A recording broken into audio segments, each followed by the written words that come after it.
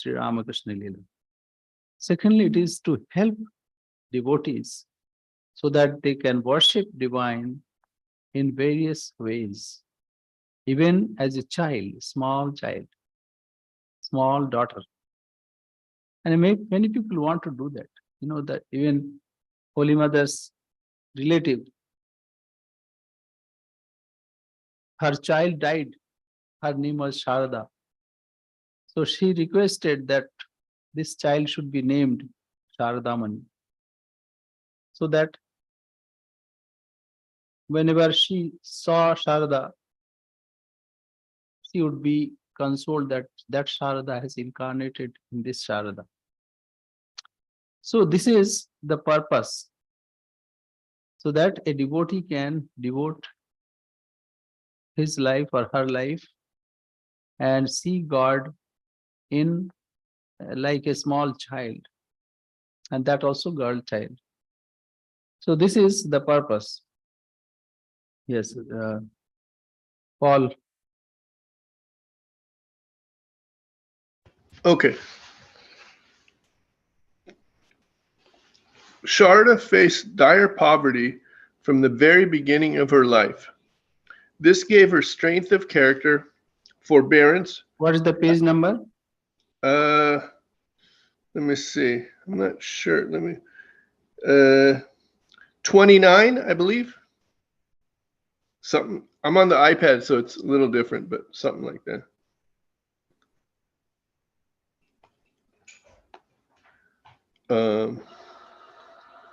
Okay. This gave her strength of character, forbearance, practical wisdom, common sense, perseverance, and the ability to adapt to outward circumstances.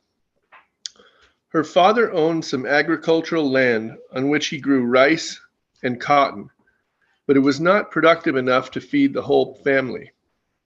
He had to supplement his income by performing worship in private homes.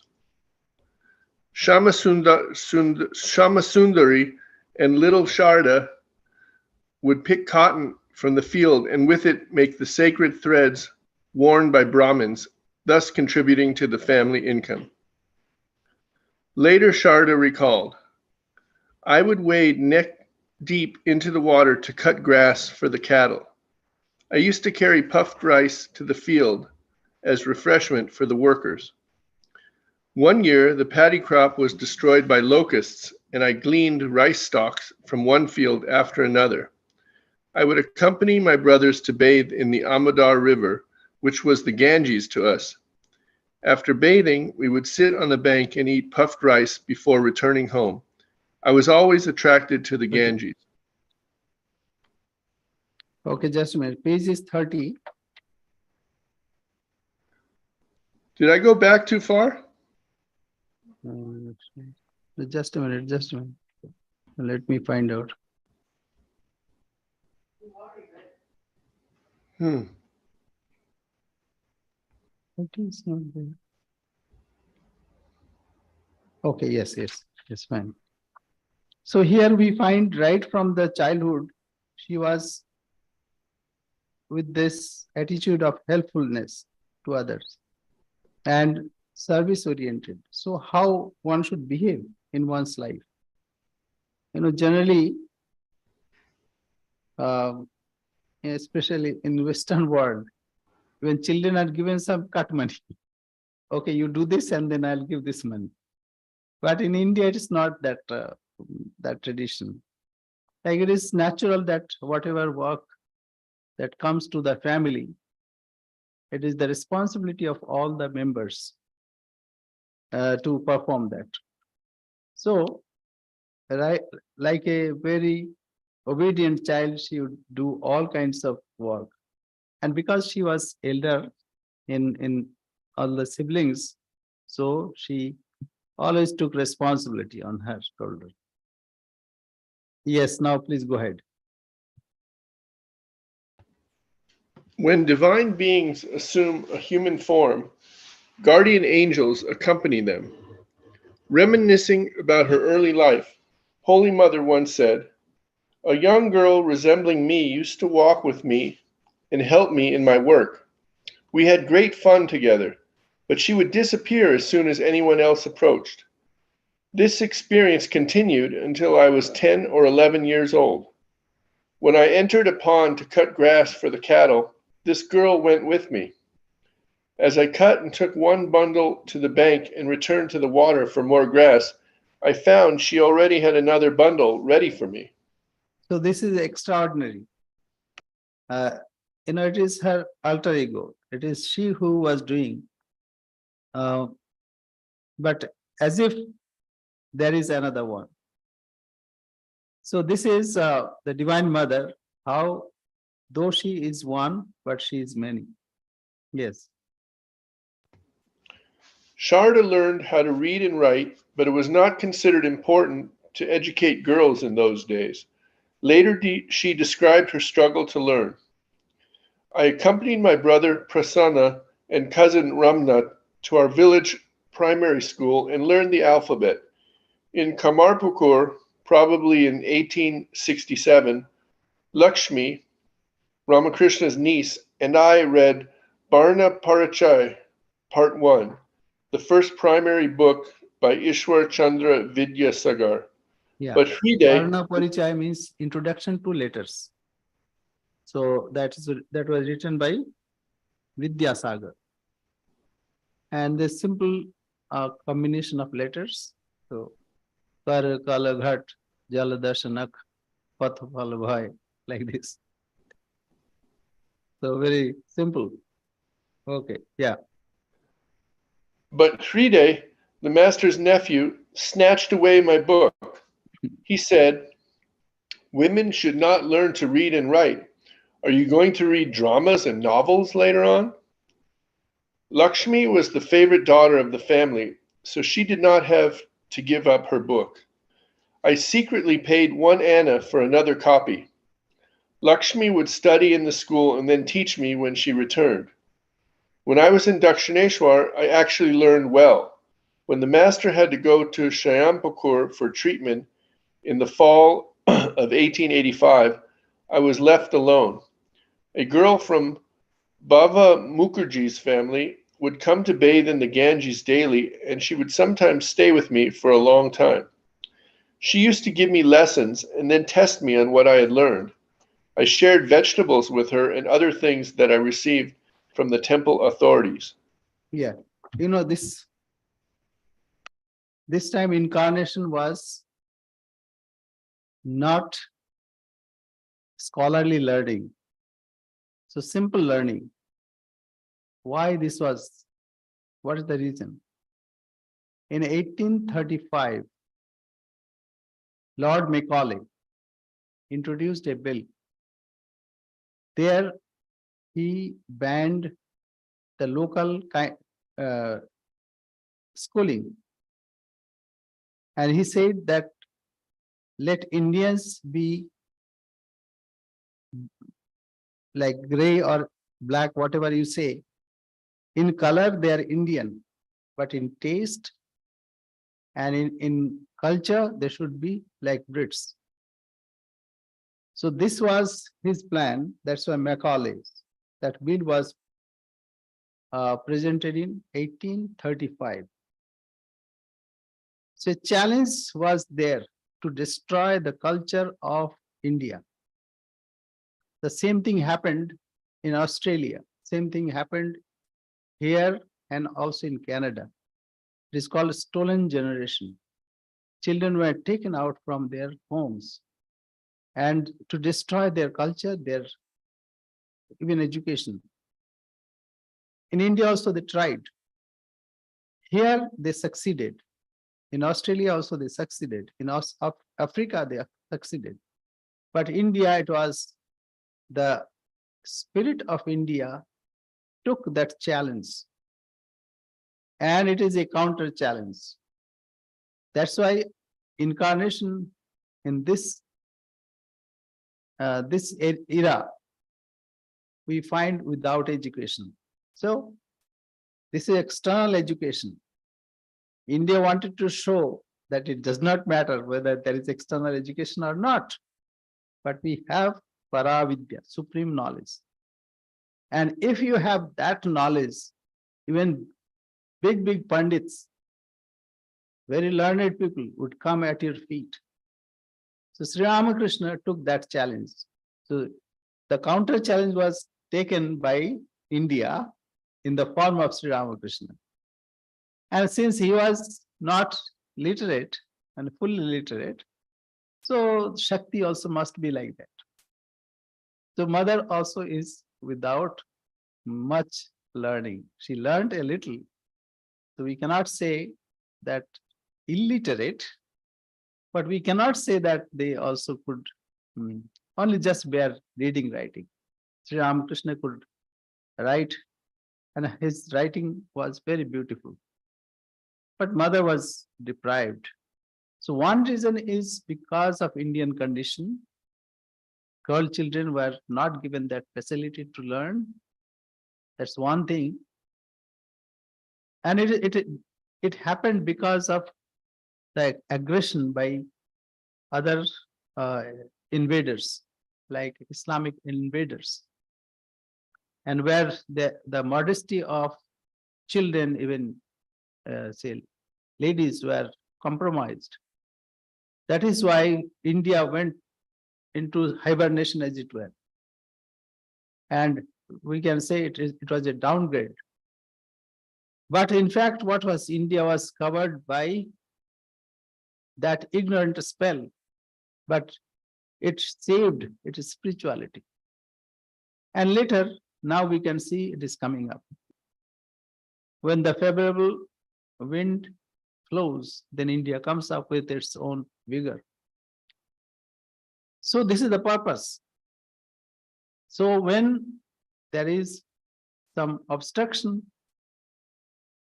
or some resistance, then there is some protection.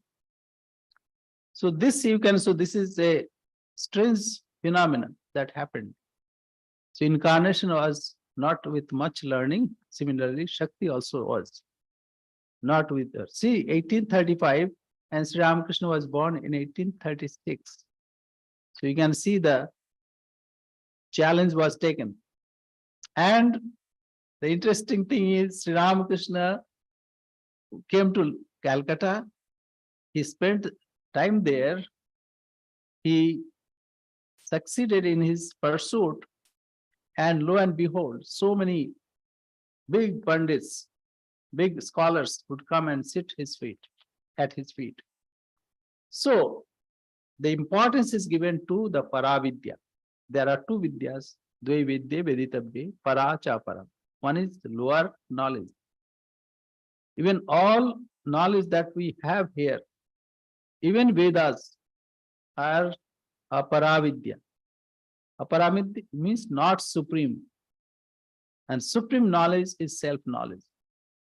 So India was and is very wealthy in supreme knowledge. And that is what is required. Aparavidya is secondary. It is required for lifting the life life facilities, but that is not the highest. The highest is Paravidya, supreme knowledge. And Sri Ramakrishna mastered that. And naturally, Shakti also should be like that. So mother also without learning. Yes.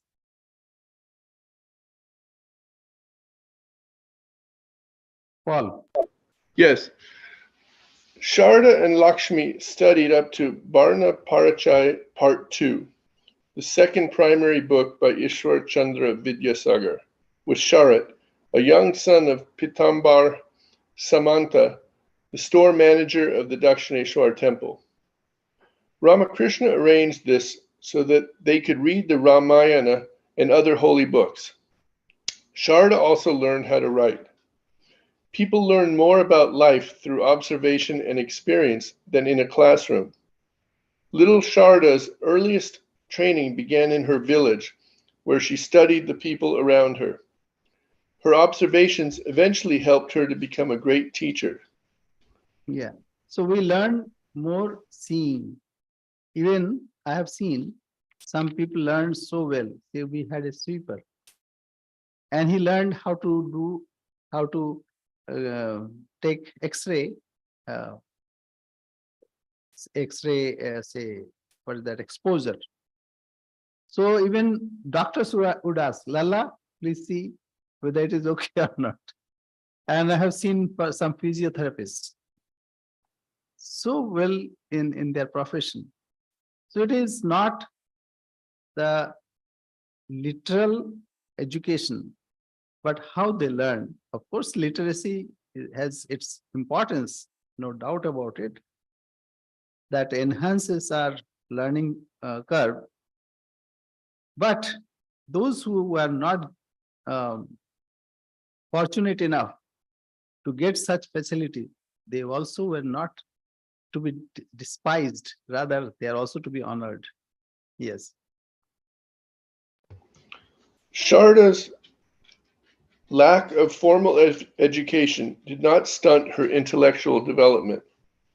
She was born with divine qualities such as purity, humility, self-control, self-sacrifice, non-violence, truthfulness, modesty, detachment, compassion, courage, forgiveness, and fortitude.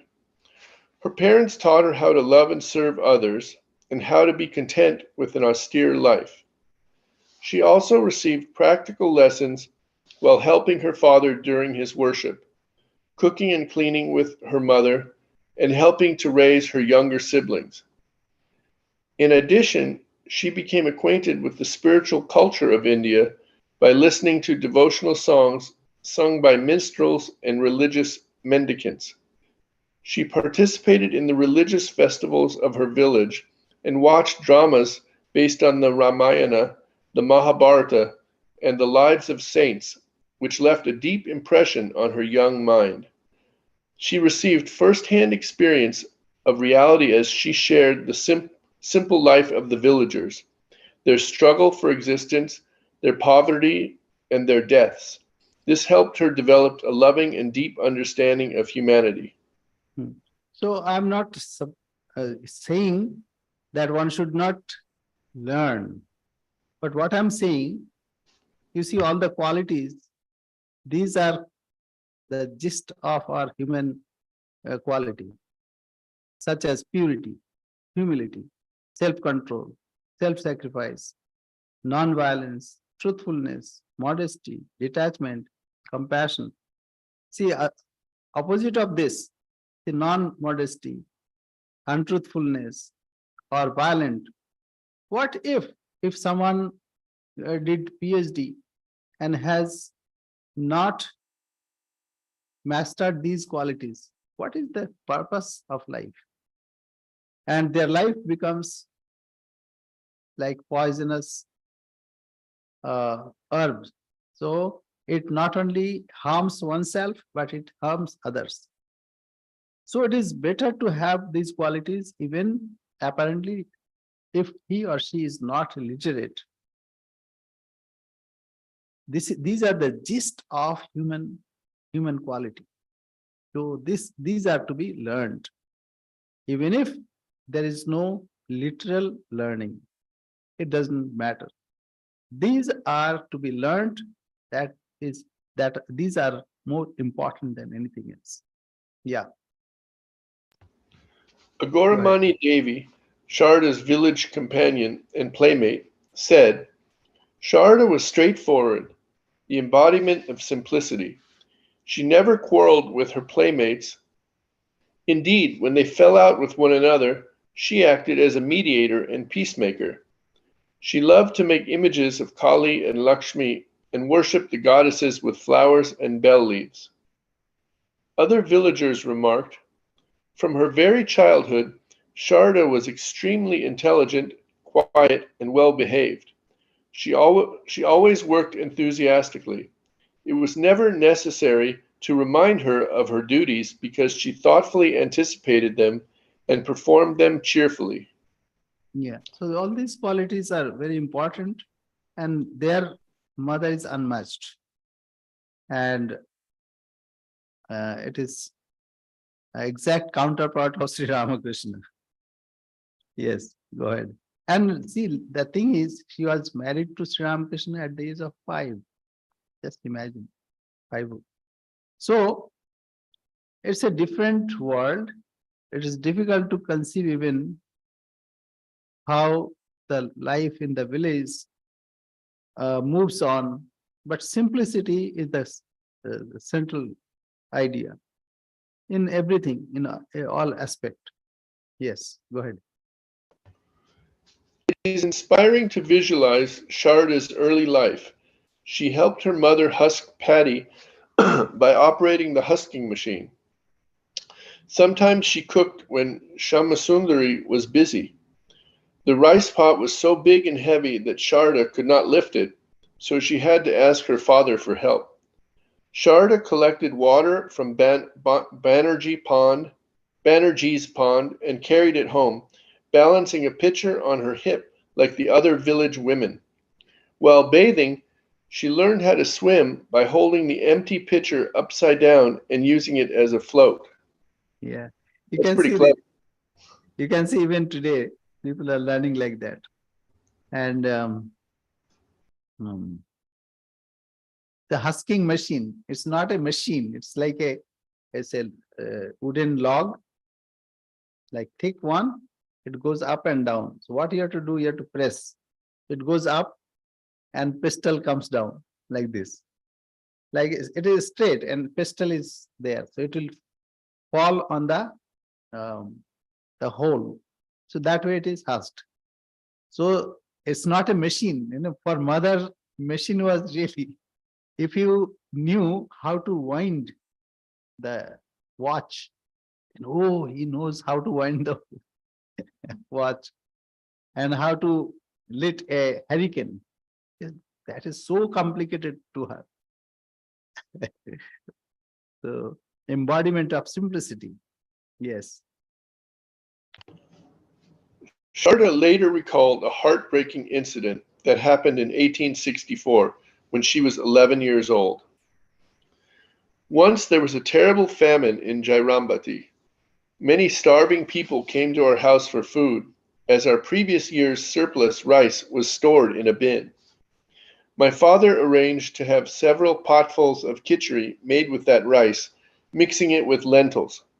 He said, "All the members of the family will eat this simple food and share it with others, but a little good rice should be cooked for my Sharda." Sometimes the hungry people came in such numbers that the khichdi would run short and a fresh supply had to be cooked. When the fresh hot khichdi was served on leaf plates, I used to fan it to cool it off quickly. Ah, people suffered unbearable hunger pains as they waited. One day, a low-caste woman with shaggy hair and bloodshot eyes came to the house. Unable to bear her hunger, she rushed to the cowshed and began to eat the soaked rice powder from a tub meant for the cattle. We repeatedly told her to come inside the house and eat khichdi, but she was too impatient to wait. Only after eating some rice powder did she listen to our calls. What a terrible famine. After experiencing that suffering, people began to garner paddy during the harvesting time. Is this hunger a small thing? Hunger and thirst remain as long as a person has a human body. This terrible So like, scene of just a minute. This is another thing. This famine was a gift of that time colonial rulers. They started railways to take the grains and to export. So previously there was no such thing. So they used to consume there whatever they produced, and it was enough. But after the railway, then they started uh, collecting those, purchasing those, and then they used to export. So that way it was a great uh, famine. Not only once, it was periodically, it was taken. Even the last was, say like in Second World War, when people were dying, that year about millions or 4 or 5 million people died. But because the war, that time Churchill, he wanted to store for the fighting army. He did not bother about the people. And even it was written by a compassionate officer that people are dying, so please release this and it should not be exported from here. Even a ship full of food grain came from Australia and it was docked at Calcutta port. But he did not permit. Rather, he wanted to store food grain for fighting army. And that way, many Indians died. And this continued even after the independence. Up to 60s, it was there. Then came Green Revolution. Now India is surplus with food grains. Before America, India had the greatest arable land, even greater than China. And today it is because America has a continent size of country 3 times bigger than India.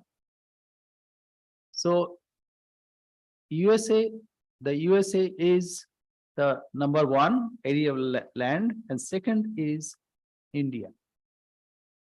So what is the point? Point is now India produces more food grain and exports to others. When this the recent fight in Russia and what is that country? Ukraine. So that time also many countries faced this because Ukraine was the exporter, but because of the war they could not export. So India exported and gave to many people, many countries. But then India saw that they were being misused. So then they stopped to certain countries, but given to the poorer countries, about 30 countries. So anyway, what is the point? Point is, though India had that capacity, but because of export, this was periodical, that the famine used to happen and many people used to suffer because of this. And India had no political freedom. Therefore, they had to suffer. Yes. This terrible scene of hunger and poverty became deeply imprinted on little Sharda's mind. Later, she herself experienced both. Only one who has experienced hardship understands another's suffering. She learned to feel for others during the early days of her life, and this empathy is the basis of religion. Despite the advancement of civilization, science, and technology, millions of people go to bed every night with an empty stomach. This is true even in the richest countries of the world. Sharda learned from Ramakrishna that the practice of religion is not possible on an empty stomach. Throughout her life, Sharda enjoyed feeding people. She cooked for her husband and later cooked for her disciples and devotees. Yeah. So being mother, she always would like to feed others. And you see, this is another thing. In India, mothers eat last. First, children are fed, then men are fed. All when everybody has eaten, then only mothers eat. So this is, you see, like unthinkable. And mother was really so loving that she never thought about herself, rather for all her children and other people. So anyway, let's move on. 3. Marriage and Early Years. A hymn by Swami Vivekananda. Swami Vimalananda. O Ramakrishna, you acted well by performing the Dharma as a householder with Sarada Devi. You made your dwelling place in the temple garden of Dakshineshwar, sanctified by the heavenly river Ganges. Yeah. So Swanusthitya Swadharma Sadharmaya Sharada Griha Medhine Swadhuni Vari Nirdhuta Dakshineshwara Vasini. O Sri Ramakrishna, you acted well by performing the dharma as a householder with Sharada Devi. You made your dwelling place in the temple garden of Dakshineshwar, sanctified by the heavenly river Ganga. You see, like life of householder is full of responsibilities. Full of responsibilities. First, husband and wife, then children, and not only that, the whole world runs because of householders. See, monks cannot be dropped from the sky. They come from householders and families. Then they are sustained also by householders. So, to run a life of householder is very important, full of responsibility for children, for aged, for all. So, Sri Ramakrishna, if he would have be a monk only, then what is the fun of it? If someone lives the life of householder and still be like a monk, then it is really creditable. So that's Sri Ramakrishna did. He married, but he was sannyasin. He lived a life, and he used to say, I have my betua. Betua means like spices, a little bag of spices. And I have ghoti, bati, all the utensils also. But I have no attachment.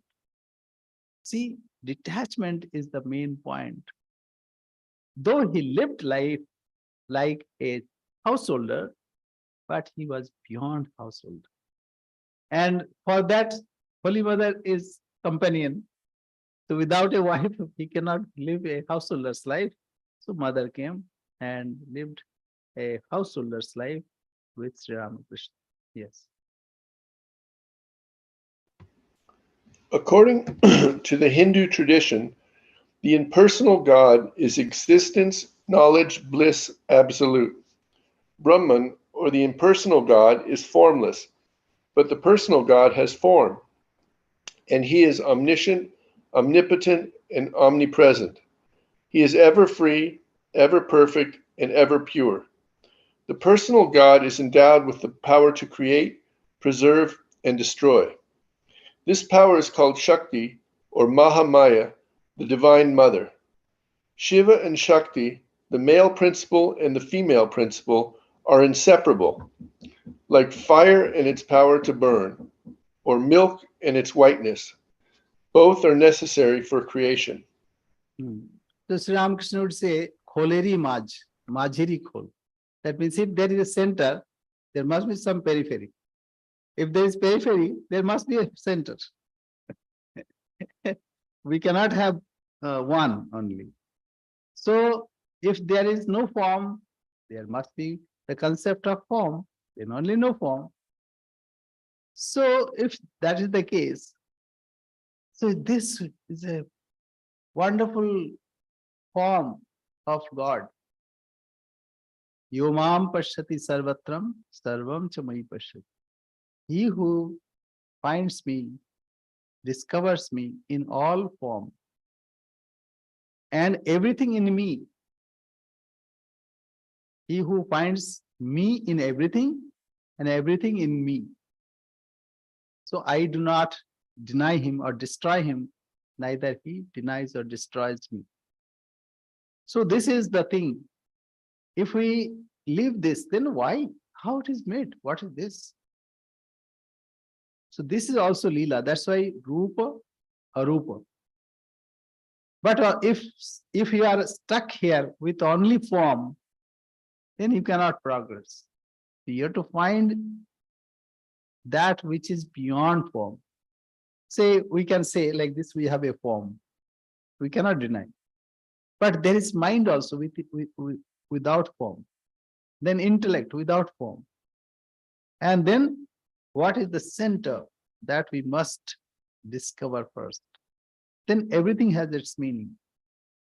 But without discovering that, if someone is stuck here only, then what will happen? Mrittu sa mrittu gachanti. Those who see many, what they do? They go from death to death. Death means death, birth, death, birth, death, birth, like that. So they go from cycle to cycle. So that is why in Hinduism, God is conceived with form, without form, and Sri Ramakrishna would say, and so many other things.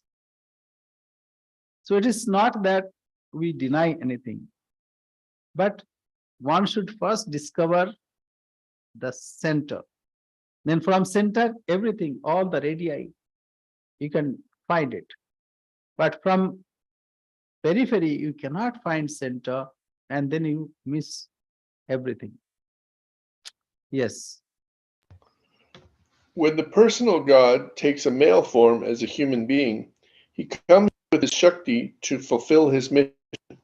Even though born as a human being, an avatar is endowed with divine qualities. God is beyond all limitations. He is neither a monk nor a householder. Maya cannot bind him.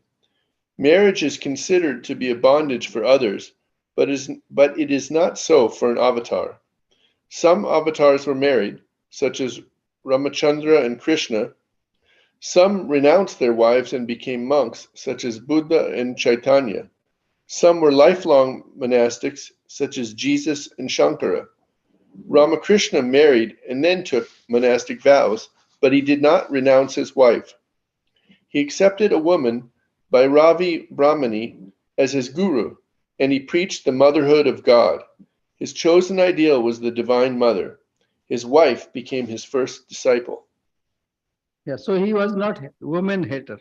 You know, if you read Gospel of Sri Ramakrishna, woman and gold, woman and gold. Actually, it's lust and gold. That is to be shunned. So anyway, it's not hating woman, rather honoring women as the manifestation of Divine Mother. So greatest honor is to be bestowed on women. Yes. The village of Sihar is the birthplace of Ramakrishna's nephew Hriday and also of Sharda's mother, Shamasundari.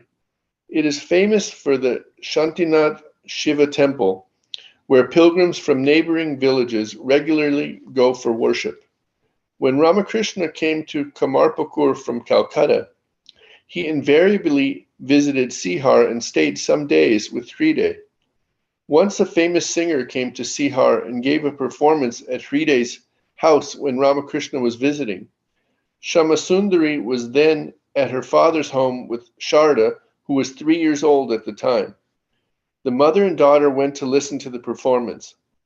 When the performance was over, a village woman teasingly asked Sharda whom among the boys she would like to marry. With a tiny finger, she pointed at Ramakrishna. So she like took those like this, like stretching both the hands and say like indicated Sri Ramakrishna. So you see, this is a practice called Swambar. In ancient time, the princess would go round, and the many prince will with the contenders, they would sit around, and she would go and will choose one of them, and maybe somebody will narrate his brevity and all other things. But when the princess will go and will select one, it is called Swambar. it is not arranged marriage. Rather, what the princess chose, that is important. So here Sarada Devi chose Sri Ramakrishna, Swayamvar, though she was only three uh, years old. And Sri Ramakrishna also was not mindful. He was sitting like listening that music. So this happened, yes. While Go ahead. Sharda was growing up in rural Jairambati, Ramakrishna was practicing intense sadhana in Dakshineshwar. After having his first vision of the Divine Mother in 1856, his longing increased for uninterrupted communion with God. Completely God intoxicated, he became indifferent to food, sleep, clothing, and other necessities of life. He spent day and night in meditation and prayer. His restless longing for God expressed itself in agonizing cries for the Divine Mother. He shunned the company of worldly people, and he was incapable of functioning like an ordinary person. Because of his God-intoxicated state, he could not continue to perform the temple worship at Dakshineshwar, where he was a priest, and people said he had gone mad. The owners of the temple considered his ecstatic state to be a mental illness and arranged for him to be treated. So that time Sri Ramakrishna was going through great agony also, in absence of mother's vision. So yeah, we'll go ahead. There's a saying in Bengal, words walk through the ears. The news of Ramakrishna's condition and his inability to continue his job as a priest reached his mother and brother Rameshwar in Kamarpukur. They were very concerned, and in September 1858 they brought him home. Chandramani was very distressed when she saw her son's indifference to worldly matters and his seeming madness for God. She tried various remedies, including medicine, rites performed to propitiate the gods, and charms and incantations to exorcise evil spirits. However, Chandramani soon realized that her son was actually normal to a great extent. Without Ramakrishna's knowledge, she and Rameshwar began to search for a suitable bride. For various reasons, this was not so easy. Noticing that they were growing frustrated and anxious, Ramakrishna told them one day in an ecstatic mood, "Why are you fruitlessly looking for the girl here and there? Go to Ramchandra Mukherjee's house in Jairambati and you will find the girl there, tied as it were with a straw." Yes. So the idea was, oh, he's behaving like a mad. Okay, get him married. Then the load of family life will bring him back, and he'll be free from lunacy. So that was the simple solution that they thought. And Sri Ramakrishna heard, and he could realize that they were searching. So he said, Kuto Badha hoye rakha ache. Kuto Badha means, in villages, what they do, they dedicate something for divine. So they tie a straw on that. So that means it is already dedicated to a deity. So the allusion is to a local custom. The stem of a particular fruit destined to be offered to the deity is often tied with a straw to set it apart from other fruits. So Holy Mother was already chosen, and she had to perform all her play, the divine play. So that is why Sri Ramakrishna indicated in an ecstatic mode that why you are searching here and there, go Mukherjee's house. The Kone means bride is already with some indication. So waiting for this. So Sri Ramakrishna solved their problem. Yeah, little more. Someone went to Jairambati and returned with the news that the prospective bride was only 5 years old. Ramakrishna was then 24, so this was not considered an ideal match. Nonetheless, Chandramani decided to arrange the marriage. The negotiations were settled in a few days. Rameshwar paid 300 rupees for the dowry, and an auspicious day was chosen for the wedding in May 1859. You see, apparently it is very odd. 5 years old child was married. But otherwise, after the departure of Sri Ramakrishna, who would take care of this Ramakrishna mission and the worldwide organization? So it looks, apparently it is all odd. But because of that, mother lived for about 36 years or 32 years more than Sri Ramakrishna. 34 years. So 1886, and mother left in 1920. So she had to perform lots of divine play. The mission was to be fulfilled by her. So that is why this odd match was selected by the divine. Yes.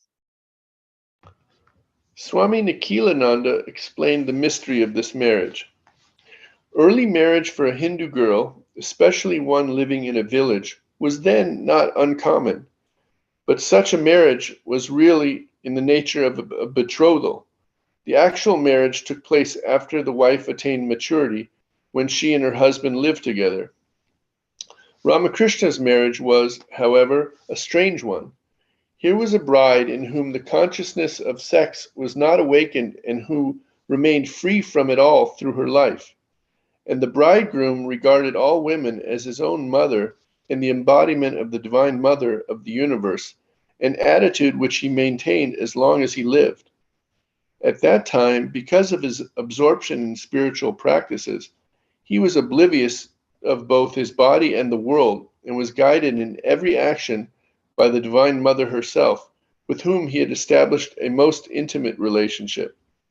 Therefore, it may be presumed that in his marriage he was guided by the finger of God.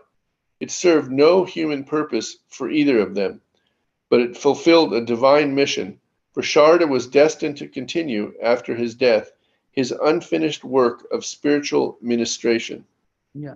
How things happen, it's very difficult to understand. How he was behaving like mad, and how Chandramani Devi thought that he should be married.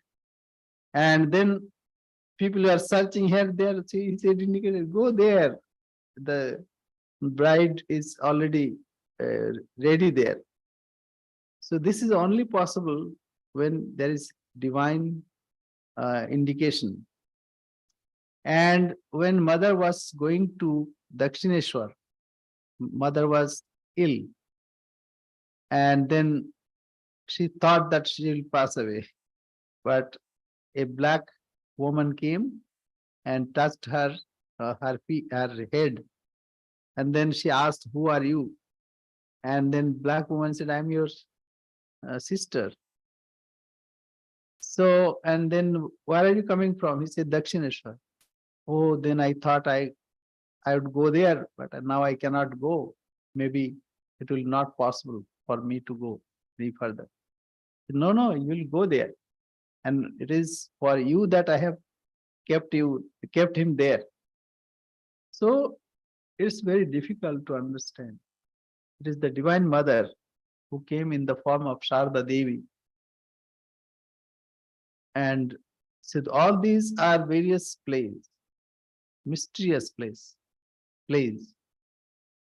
And later we find that Holy Mother used to think Sri Ramakrishna as Mother Kali, because Mother Kali was his Ishta. So anyway, it will be revealed gradually as word.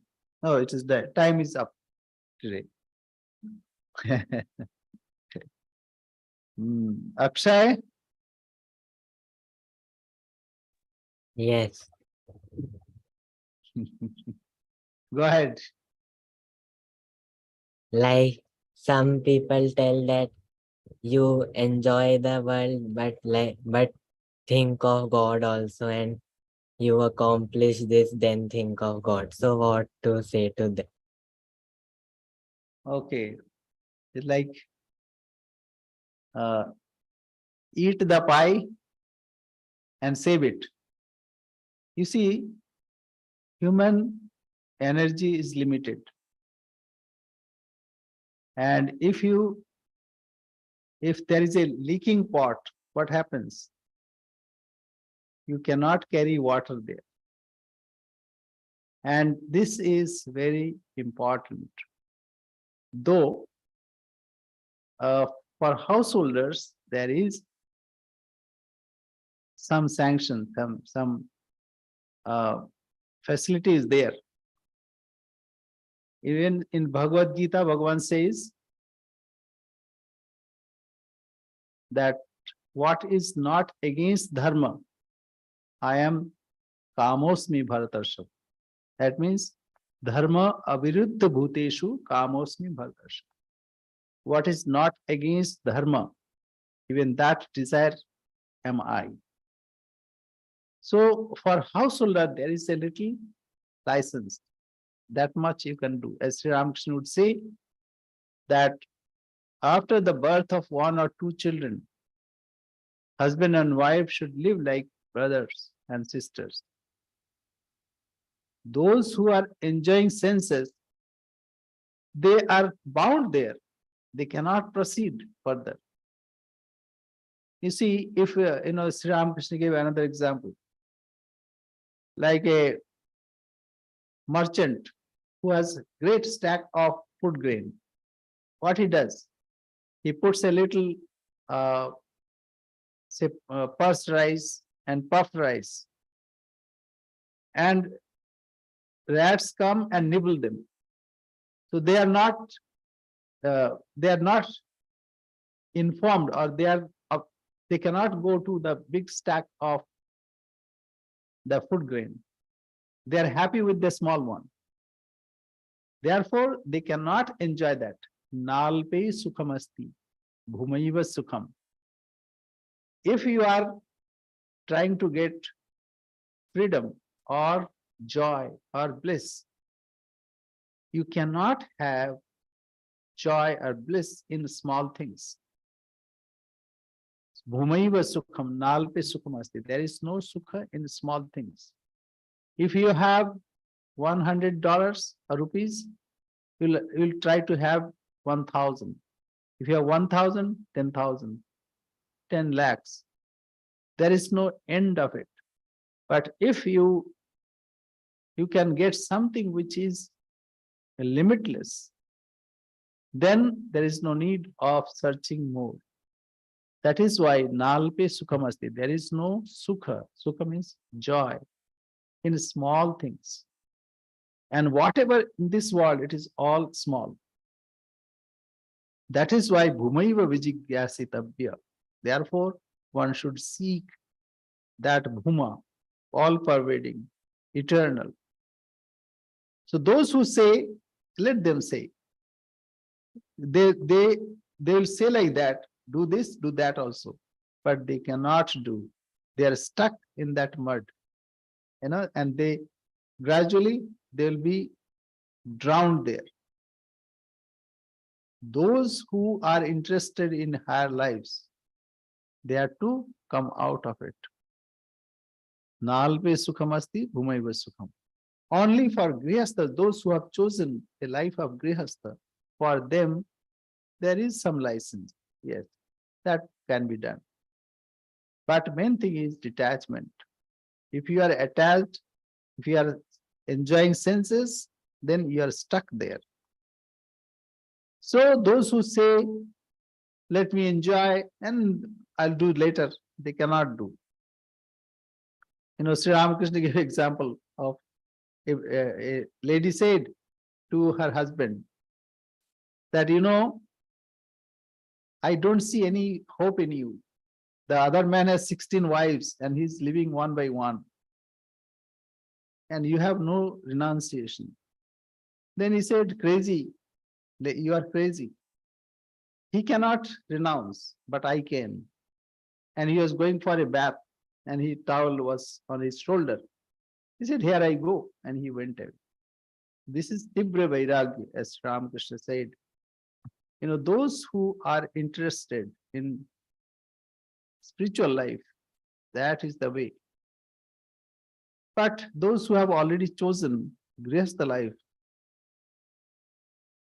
they should have Sanyam. Sanyam is control.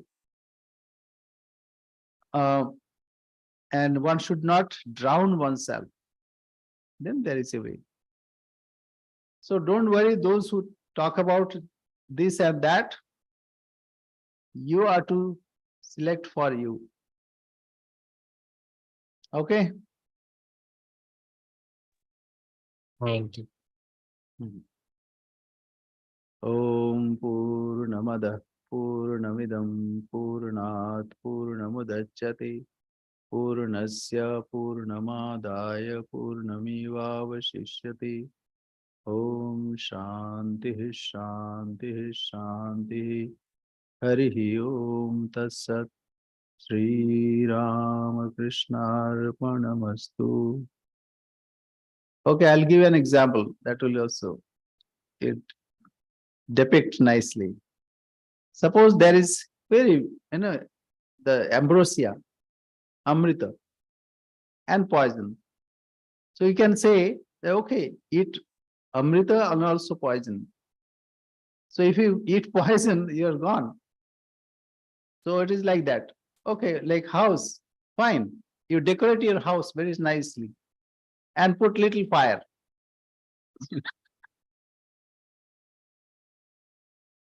So what will happen? All decoration will go.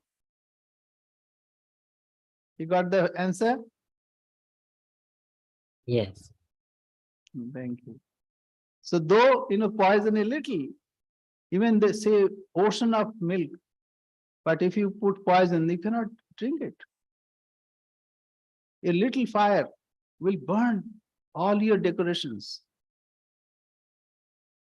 So those who say, okay, you can tell this, but telling other is not important. It is important for us, what we do. Thank you. Pranam. Namaskar. Pranam Swamiji. Namaste, namaste. Pranam Swamiji, thank you. Namaste. Pranam Maharaj. Duga, duga.